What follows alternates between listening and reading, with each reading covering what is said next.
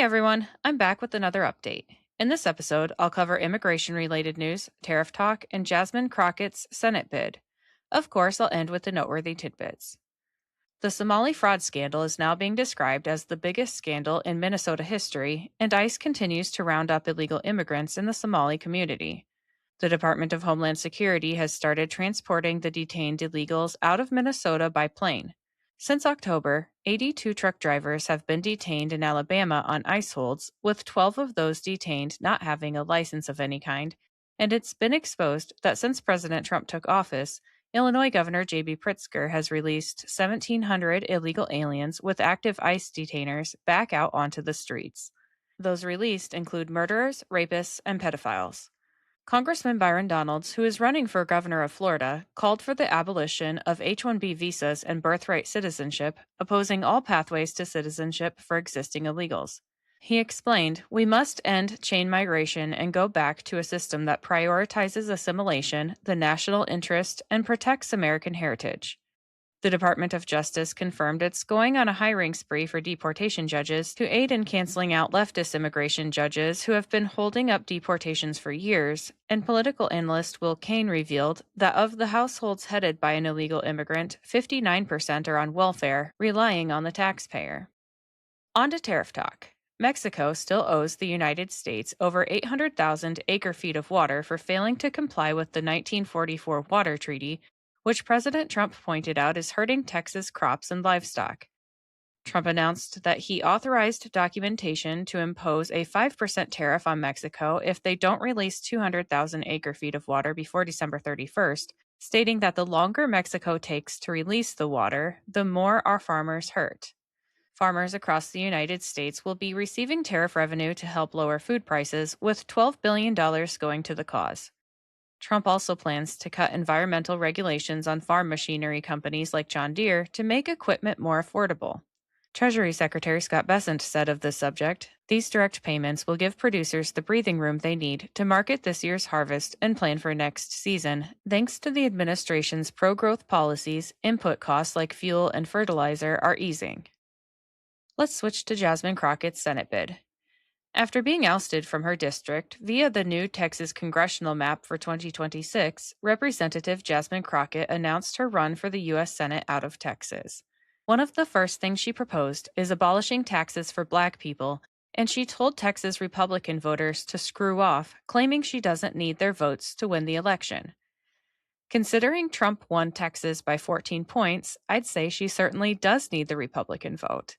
Also, considering she compared herself to Barack Obama in her campaign announcement speech, I'd say her head is too far up her ass for her to realize who makes up the voter base in Texas. Good luck, Jasmine. I'm sure you'll do great. Now it's time for the noteworthy tidbits, which are brought to you today by Big Fork Brands. Let me tell you about them quick. Sometimes I get on a roll cleaning or gardening, and I need a boost but don't have time for a meal.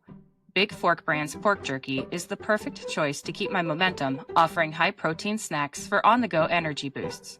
Not only do they offer pork jerky, but they also make pork sticks, bacon sausage, bacon hot dogs, and burger and hot dog sauces. Products come in a variety of delicious flavors, including Thai green curry and maple and brown sugar for the meat options, and gangster and Chicago fire for the sauces. I personally think the original flavor of the pork jerky hits just right after tackling a big chore. It's a little salty and very flavorful. My discount code gives you 20% off your entire order, and it's currently the best deal available. Just visit bigforkbrands.com and enter in my promo code JADE, that's J-A-D-E, at checkout. All right, let's get back to the tidbits.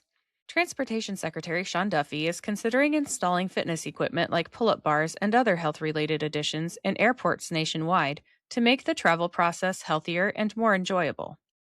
Medicaid Administrator Dr. Oz revealed widespread fraud was found in Obamacare due to Democrat leadership, with 4.4 million improper enrollments, 1.6 million of which were enrolled both in Medicaid and an Obamacare plan in 2024. Dr. Oz said they've received complaints from hundreds of thousands of Americans who didn't know they were enrolled in an Obamacare plan until they received IRS paperwork related to their tax credits.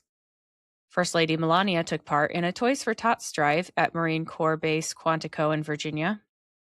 U.S. Steel in Pittsburgh, Pennsylvania is increasing production, which will provide hundreds of new jobs. The EPA is spending $3 billion to identify and remove lead pipes nationwide.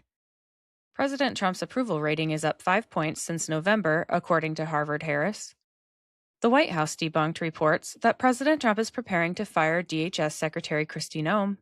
Alina Habba resigned as U.S. Attorney for New Jersey after her appointment was blocked, but she will return to that appointment if the Department of Justice wins in court. In the meantime, she is serving as a DOJ senior advisor. Assistant Attorney General Harmeet Dillon started a Second Amendment section in the Department of Justice Civil Rights Division, announcing, "The Second Amendment is not a second-class right, and stay tuned, you're going to see a lot more action from this Department of Justice to protect your Second Amendment rights." President Trump informed Chinese President Xi Jinping that the United States will greenlight shipping NVIDIA products to certain customers in China under conditions that allow for continued strong national security, and President Xi responded positively. Florida Governor Ron DeSantis designated the Muslim Brotherhood and CARE as foreign terrorist organizations. An activist judge blocked President Trump's halt on new windmill projects. New York City Mayor-elect Zohran Mamdani appointed a convicted armed robber to his public safety transition team.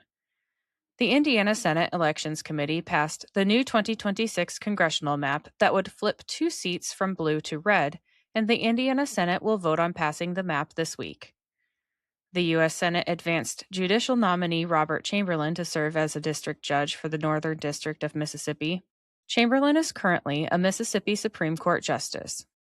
Lastly, Congresswoman Ana Paulina Luna called out House Minority Leader Hakeem Jeffries for stonewalling her congressional stock trading ban.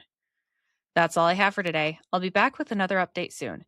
Until then, please like, subscribe, and share this podcast, and follow me on Instagram and X at Shades of Jade Pod. Thank you for listening and have a great day.